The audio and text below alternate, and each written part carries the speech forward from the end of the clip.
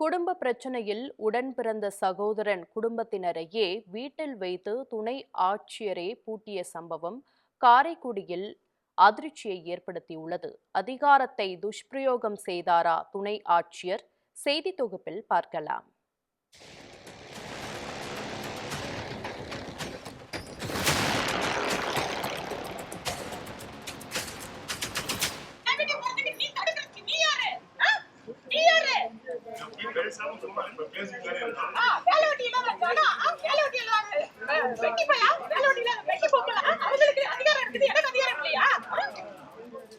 திருவாரூர் மாவட்ட துணை ஆட்சியராக பணிபுரிந்து வருபவர் கண்மணி.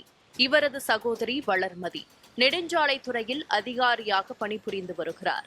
இவர்களது சகோதரர் ராஜா என்பவர் சிவகங்கை மாவட்டம் காரைக்குடி சூடாமணிபுரத்தில் வசித்து வருகிறார். சம்பவத்தன்று ராஜா வீட்டுக்கு வந்த சகோதரிகள் இருவரும் சொத்து பிரச்சினை தொடர்பாக அவரிடம் வாக்குவாதத்தில் ஈடுபட்டுள்ளனர். அவர்கள் புதிதாக கதவு போடுவதற்காக இரும்பு கேட்டுகளையும் கொண்டு வந்திருந்தனர். இதனையடுத்து ராஜா காரைக்குடி வடக்கு காவல் நிலையத்தில் சகோதரிகளின் தகராறு குறித்து தொலைபேசியில் புகார் செய்துள்ளார். இதன் பிறகு அங்கிருந்து கலைந்து சென்றவர்கள் திடீரென நள்ளிரவில் ராஜாவின் வீட்டின் கேட்டுகளின் முன்பக்கம் பூட்டு போட்டு பூட்டி அவரை வீட்டிலேயே சிறை வைத்தனர்.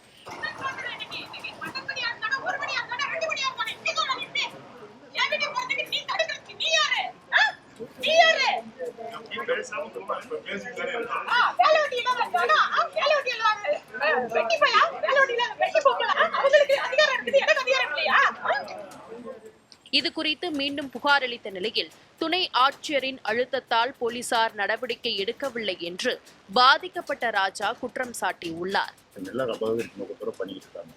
நேற்று வந்து 4 குண்டாஸோட வந்து கதவை உடச்சி அவுட் பிரேக் பண்ணி உள்ள நுழைறதுக்கு முயற்சி பண்ணாங்க.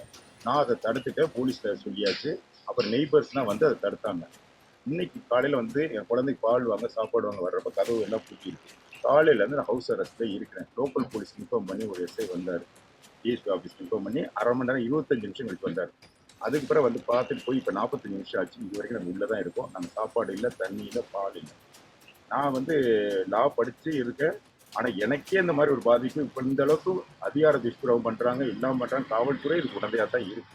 துணை ஆட்சியரே இதுபோன்ற சட்டவிரோத நடவடிக்கையில் ஈடுபடுவதும் போலீசாரும் அவருக்கு ஆதரவாக செயல்படுவதும் காரைக்குடி பகுதியில் பரபரப்பை ஏற்படுத்தியது.